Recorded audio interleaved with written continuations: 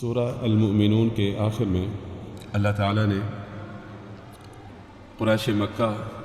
اور سرداران مکہ کفار مکہ کا عقیدہ بیان فرمایا کہ اے نبی ذرا آپ ان سے پوچھیں کہ زمین اور آسمان کا رب کون ہے، تو یقیناً ان کا آگے اللہ نے خود ہی فرمایا کہ جواب یہ ہوگا کہ زمین اور آسمان کا رب اللہ ہے۔ اور ان سے پوچھیں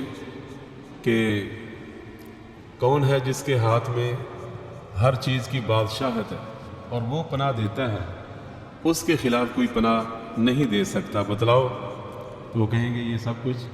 اللہ کے لیے ہے۔ عرش عظیم کا رب کون ہے؟ یہ ساری باتیں آپ ان سے پوچھیں گے تو آگے سے جواب کیا ہوگا کہ وہ اللہ ہے، کوئی اور نہیں ہے۔ فرمایا پھر ڈرتے کیوں نہیں نصیحت حاصل کرتے؟ کیا تم پر پھر جادو ہو جاتا ہے کہ تم بات کو سمجھتے نہیں، جانتے ہوئے بھی پہچانتے ہوئے بھی کہ وہ رب اکیلا ہے، اسی کے پاس ہر قسم کی اختیارات ہیں، وہ مالک اور خالق ہے، پھر بھی اس کے علاوہ اوروں کو پکارتے ہو۔ فرمایا کہ عالم الغیب والشہادہ فتعالی عما یشرکون، وہ غیب اور حاضر کو بھی جاننے والا ہے، ہر چیز کا وہ جاننے والا ہے، تو وہ اس سے بلند ہے جو لوگ شرک کر رہے ہیں، یعنی اللہ تعالیٰ مشرکوں کے شرک سے بلند ہے۔ آگے اللہ نے فرمایا اے نبی آپ یہ دعا کریں کہ اگر تو مجھے وہ دکھا دے، یعنی وہ عذاب جن عذابوں کا تو ان سے وعدہ کرتا ہے، تو یا اللہ مجھے ظالموں کے ساتھ نہ کرنا۔ اللہ تو کیا پتہ چلتا ہے کہ انسان کو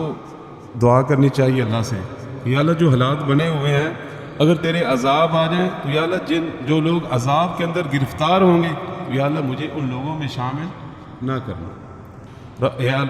اور اسی طرح یہ دعا بھی کرنی چاہیے رب اعوذ بک من ہمزات الشیاطین، شیاطین کی اکساہٹیں، ان کے وسوسے، اور اسی طرح ان کا دلوں کے اندر جو ہے وہ پھونکنا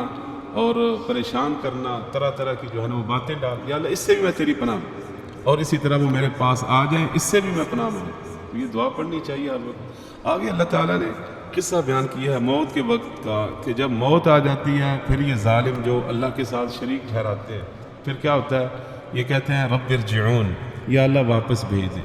عمل صالح کرنا چاہتا ہوں۔ اللہ کہتا ہے نہیں، ایسا اب نہیں ہے، واپسی کے سارے راستے بند ہو چکے ہیں، بلکہ وہ کہیں گے یا اللہ ہم پر ہماری بدبختی غالب آ گئی ہے، تو یا اللہ ہم گمراہ تھے، ایک دفعہ ہمیں یہاں سے نکال دے، اگر دوبارہ لوٹیں ان گناہوں کی طرف تو پھر ہم ظالم ہوں گے۔ اللہ کہے گا یہیں پہ ذلیل ہو جاؤ اور مجھ سے تم نے بات بھی نہیں کرنی۔ اتنا سخت آرڈر جاری ہوگا اللہ جل جلالہ کی طرف سے ان ظالموں، فاسقوں، فاجروں کے بارے میں جو دنیا میں ایمان والوں کے ساتھ مذاق کرتے ہیں، جو دنیا میں اللہ کے ساتھ شریک ٹھہراتے ہیں، جو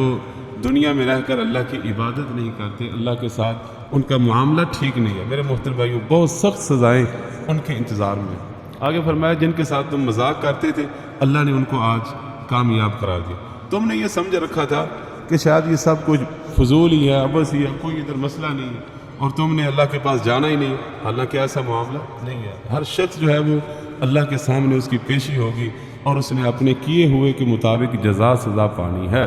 اللہ تعالیٰ ایسا نہیں ہے کہ بیکار اور فضول یہ سارا نظام جو ہے وہ چلا رہا ہے، ایسا نہیں ہے، پوری طرح اللہ جل جلالہ ایک حقیقت ہے، ایک حق ہے جس پر اللہ تعالیٰ نے یہ سارا نظام کھڑا کیا ہوا ہے، اور یہ نظام عدل جو ہے وہ لا الہ الا اللہ کے ساتھ کھڑا ہے، لا الہ الا اللہ کے ساتھ۔ آگے سورہ نور ہے محترم بھائیوں، اس میں اللہ تعالیٰ نے کچھ حدود جو ہے ان کا تذکرہ فرمایا ہے، اور سب سے پہلی حد جس کا تذکرہ فرمایا وہ ہے زنا کی حد۔ اس سے پہلے یہ تھا کہ اگر کسی کا زنا ثابت ہو جائے تو اس کو گھروں، عورتیں ہیں تو ان کو گھروں میں باندھ کے رکھو، ان کو گھر سے باہر نہیں نکلنے دینا یہاں تک کہ وہ مر جائیں، اور مرد ہیں ان کا زنا جو ہے وہ ثابت ہو جائے تو ان کے لیے یہ تھا کہ انہیں مارنا بھی ہے اور اسی طرح انہیں تان و تشنیع بھی ان پر کرنی ہے، بس اس کے بعد جو ہے ان کو چھوڑ دینا ہے۔ اب جو ہے اللہ تعالیٰ نے دوسری ان کی زنا کی جو سزا ہے باقاعدہ حد وہ مقرر کی، اور وہ اللہ تعالیٰ نے اتار دی۔ وہ کیا ہے کہ اگر کموارہ جو ہے وہ زنا کرتا ہے العیاذ باللہ تو 100 کوڑے لگیں گے اور 1 سال کی جلا وطنی، یا آج کل کے دور میں اس کو جیل میں بند کیا جائے گا۔ اور اگر وہ شادی شدہ ہے اور شادی شدہ ہو کر زنا کرتا ہے العیاذ باللہ تو اس کی سزا جو ہے وہ رجم ہے، یعنی اس کو پتھر مار مار کے سنگسار کر دیا جائے گا۔ یہ حدود اللہ جل جلالہ نے اتاری ہیں۔ اس سے پتہ چلتا ہے کہ اللہ تعالیٰ جو ہے وہ معاشرے کو پاک دیکھنا چاہتے ہیں۔ کفار اللہ کے دشمن وہ چاہتے ہیں کہ بے حیائی پھیلے، فحاشی پھیل جائے، اور اللہ معاف فرمائے کہ حسب و نسب جو ہے وہ باقی نہ رہے جس طرح ان کا باقی نہیں رہا، لیکن اللہ جل جلالہ چاہتا ہے کہ معاشرے کیا رہیں؟ پاک رہیں۔ تو یہ حدود ہیں۔ اللہ کرے ہمارے حکمران جو ہیں یا اللہ تعالیٰ وہ حکمران بنا دے جو اس کے دین کو، اس کے اسلام کو نافذ کر دے۔ آگے دوسری حد یہ ہے کسی پر زنا کی تہمت لگانا، کسی پر زنا کی تہمت لگانا، اس کی سزا یہاں پر بیان ہوئی ہے، اور وہ ہے 80 کوڑے اس کو مارے جائیں گے۔ کوئی مثلا شخص کہتا ہے اس نے زنا کیا ہے، یا کسی کو کوئی کہتا ہے تو زانی ہے، اتنا لفظ کہنے سے اگر اسلامی عدالت ہے تو اسلامی عدالت جو ہے اس شخص میں جس نے یہ تہمت لگائی ہے، یہ بات کہی ہے، اس کو وہ 80 کوڑے ماریں گے العیاذ باللہ۔ لیکن آگے مسئلہ ہے کہ اگر کوئی شخص العیاذ باللہ اپنی بیوی کے ساتھ کسی غیر مرد کو پائے اور وہ جو ہے اس کے پاس کوئی گواہ بھی نہیں ہے، اس صورت میں وہ کیا کرے گا؟ اس صورت میں وہ جائے گا قاضی کے سامنے اور جا کر بتلائے گا کہ ایسے ایسے میری بیوی کے ساتھ فلاں شخص جو ہے وہ پایا گیا ہے، تو لہذا اس کا فیصلہ۔ اگر تو عورت مان جائے گی، اعتراف کر لے گی، تو اس کو سنگسار کر دیا جائے گا۔ اگر وہ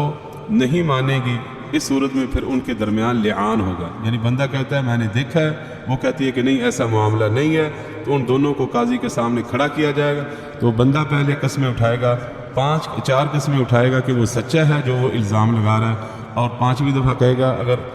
اگر وہ جھوٹا ہے تو اس پر اللہ کی لعنت ہو۔ اس صورت میں پھر اس پر کوئی سزا نہیں ہوگی۔ اور عورت جو ہے وہ بھی 4 قسمیں اٹھائے گی کہ اس کا شوہر جو ہے وہ جھوٹا ہے اور اللہ کا اس پر غضب ہو اگر اس کا شوہر جو ہے وہ تہمت لگانے میں کیا ہے؟ سچا ہے۔ جب یہ فیصلہ قاضی کے سامنے وہ قسمیں دونوں اٹھا لیں گے، پھر ہمیشہ ہمیشہ کے لیے ان کے درمیان جدائی ڈال دی جائے گی، اور اسے شریعت میں کہتے ہیں لعان۔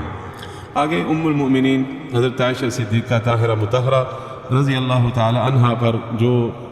الزام لگا تھا، بہتان لگا تھا العیاذ باللہ، اس کا تذکرہ ہے۔ ام المؤمنین، وہ لمبا قصہ ہے۔ ام المؤمنین حضرت عائشہ صدیقہ طاہرہ مطہرہ رضی اللہ تعالیٰ عنہ فرماتی ہیں کہ جب آپ صلی اللہ علیہ وسلم سفر پہ جایا کرتے تھے تو آپ کی عادت تھی آپ قرعہ ڈالتے، جس بیوی کا قرعہ نکل آتا تو وہ آپ کے ساتھ سفر پہ چلی جاتی، تو وہ اس غزوے میں میرا نام نکلا، میں آپ کے ساتھ چلی گئی۔ واپسی پر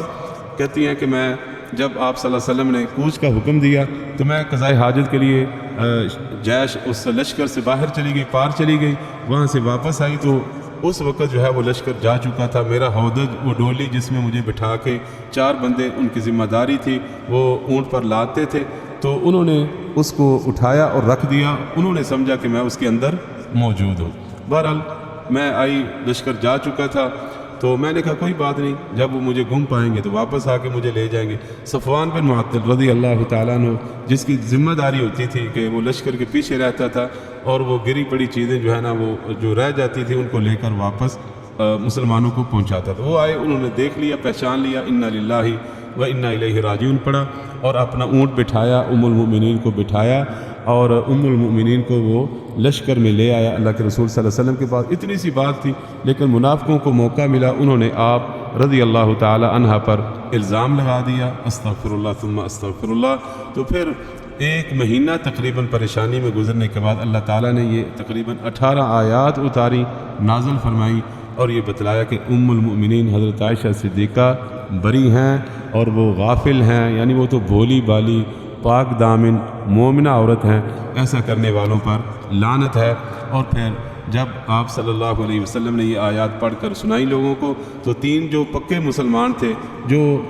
پروپیگنڈے کا شکار ہو کر وہ بھی تہمت لگانے والوں میں شامل ہو گئے تھے، تو ان کو آپ نے حد لگائی، ان کو 80 کوڑے مارے، اور عبداللہ بن ابی جو کہ سرغنہ تھا آپ صلی اللہ علیہ وسلم نے اس کو چھوڑ دیا۔ چھوڑنے کی وجہ یہ بتلاتے ہیں کہ چونکہ حد سے گناہ معاف ہو جاتے ہیں، وہ منافق تھا، اس کے گناہ پھر بھی معاف نہیں ہونے تھے، اس لیے اللہ نے آپ صلی اللہ علیہ وسلم نے اس کو چھوڑ دیا، اور آخرت میں اس کے لیے دردناک عذاب ہے۔ ھذا واللہ اعلم، صلی اللہ